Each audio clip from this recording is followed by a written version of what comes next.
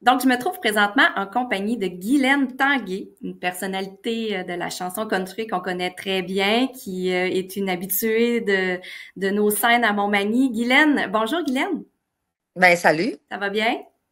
Ça va bien, merci, et Ben toi? oui, très bien. Guylaine, on est content de savoir que tu t'en viens bientôt à Montmagny pour nous présenter ton nouveau spectacle qui s'appelle Ma vie. Ouais. Écoute, c'est ma C'est vie, ma vie. c'est ma vie. C'est un titre Ouais. assez fort. Pourquoi tu as choisi ce titre de spectacle-là? Ben, en fait, c'est en lien avec l'album qu'on a fait l'été dernier, pas cet été-ci, l'été d'avant. C'est ma vie, c'est un album qui est rempli de chansons originales pour la première fois de toute ma vie, des chansons, évidemment, des histoires qui sortent de ma vie à moi, des textes que certaines personnes m'ont suggérés, proposés, des textes que j'ai écrits aussi moi-même. J'ai OK? beaucoup participé à cet album-là. Alors, cet album s'appelle C'est ma vie et le spectacle avec l'album s'appelle C'est ma vie. Alors, c'est la simple raison du nom du spectacle.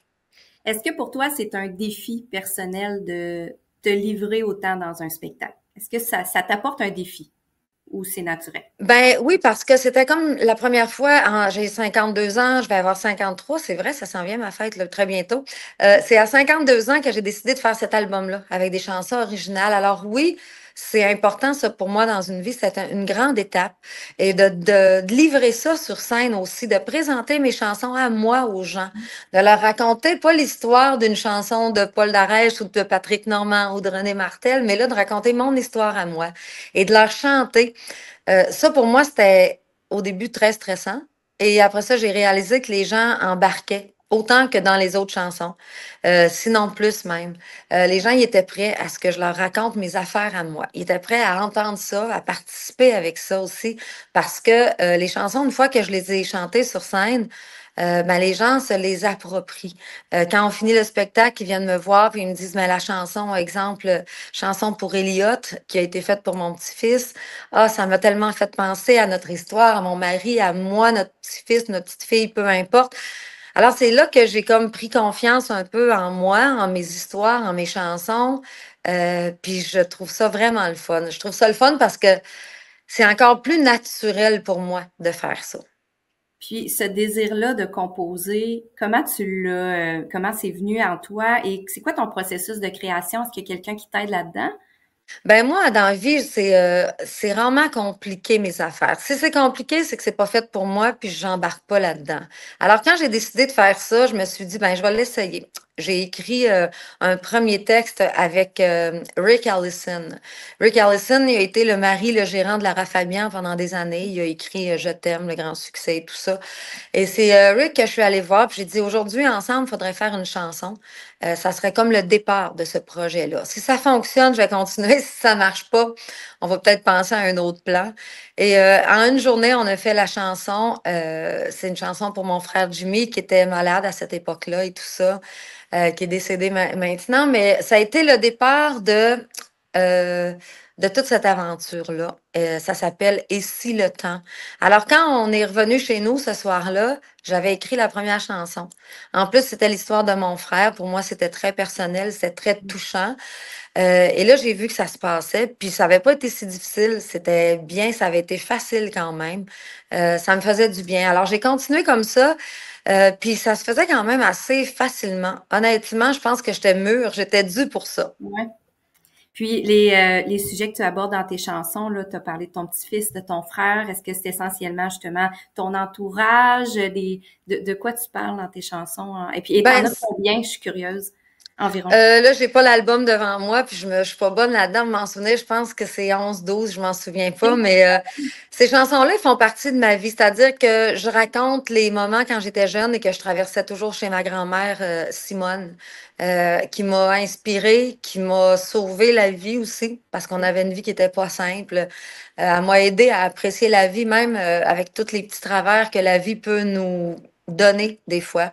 Alors, de l'autre côté de la route, ça, c'est une chanson qui fait partie du spectacle. Je parle, oui, de mon petit-fils parce que il y a eu le décès de mon frère qui a été, et sa maladie qui a été la chose la plus difficile à vivre dans notre vie. Et comme je le dis tout le temps, la vie veut se faire pardonner des fois. Elle m'a donné la plus belle chose, c'est-à-dire notre premier petit-fils à Carl et moi. Notre premier petit enfant, Elliot. Je parle de lui. Il y a un yodeling, évidemment, dans cet album-là parce que ça fait partie de ma vie depuis tout le temps. Il y a toutes sortes de chansons sur des sujets qui sont plus personnels, mais en fait, c'est drôle parce que, comme je dis aux gens, ben, tu sais, dans ma vie, il y a des affaires drôles, moins drôles, des affaires plus tristes. Il y a des affaires qui sont moins importantes dont je voulais parler, les réseaux sociaux. Les réseaux sociaux qui sont pas toujours faciles à gérer pour nous autres, les artistes.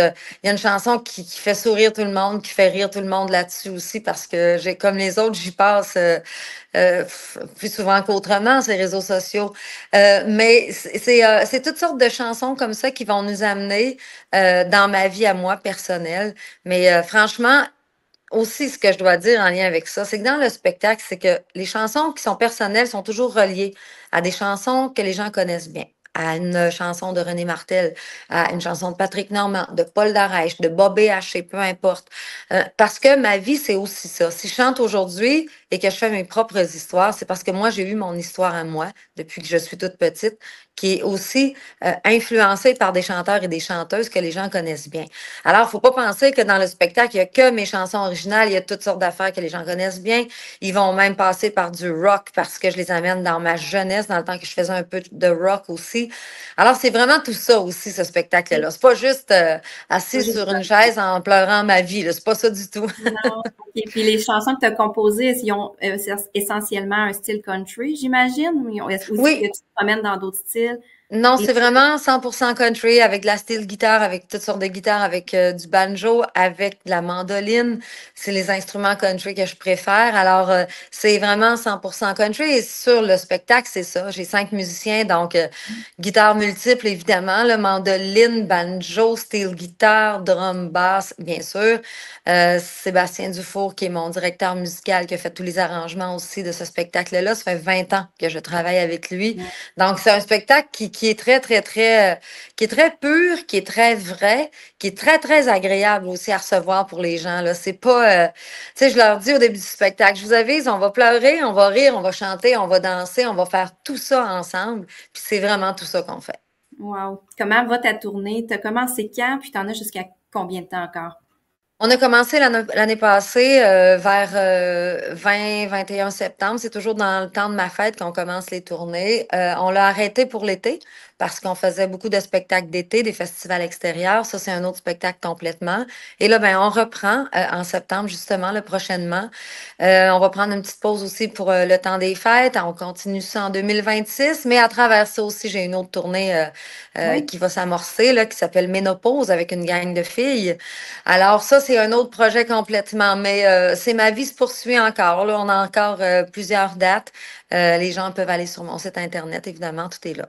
Pourquoi tu gardes encore la flamme après toutes ces années, Guylaine? C'est quoi pas ton secret, mais comment tu Ben, en peux, fait, j'en ai besoin. C'est comme OK. si je disais à quelqu'un, est-ce que tu peux arrêter de te nourrir? Ben, il dirait peut-être quelques jours, je peux réduire un peu, là, mais à un moment donné, je vais avoir faim, puis ça va me prendre ça pour être heureuse, pour reprendre mon énergie. Ben, moi, c'est ça.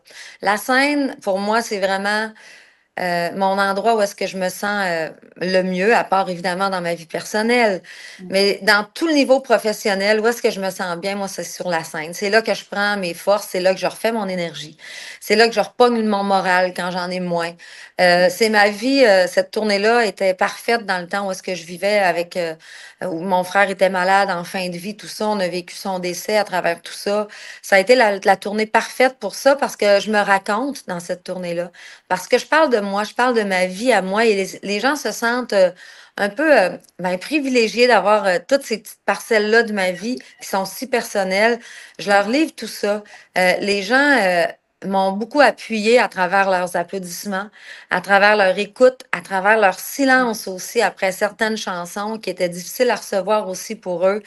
à travers leur bonne humeur 2 minutes après parce que je les ramène dans d'autres choses pour leur changer les idées exactement comme je fais dans ma vie à moi. Quand ça va pas bien, OK, oui, je pleure, oui, j'ai mes moments, mais moi, il faut que ça reparte à un moment donné. Et la scène, pour moi, c'est tout ça. Fait que tant qu'il va y avoir des gens pour m'écouter, pour venir avec moi partager tout ça, ben je vais chanter sur scène parce que c'est là où je retrouve toute ma vie à moi. Je retrouve mon énergie, ma force, puis c'est là où je me sens bien. On est bien content de t'accueillir, Guylaine. Tu vas être de passage à Montmagny le 20 Oui, septembre prochain. Ta fête, ouais. c'est quand? C'est quelle C'est le date? 23, Ah, 23 septembre, j'aurai 53 ans. Donc, normalement, OK. ma fête, on la fête un petit peu pendant une semaine avant, une semaine après, parce que Bon, j'ai jamais des grands moments pour faire ça. Fait que des fois, un petit peu avec les enfants, un petit peu avec notre petit-fils, un peu avec ma famille à moi, avec les gens sur la scène. Mais je c'est fête ça. toujours mon anniversaire en tournée, moi. Les Magny-Montois vont pouvoir fêter ça avec toi le 20 septembre prochain. Exactement. Bon, on sera au rendez-vous. Merci beaucoup de ton temps, Guylaine. À Merci à bientôt. vous. Merci. Bye bye. Bye bye.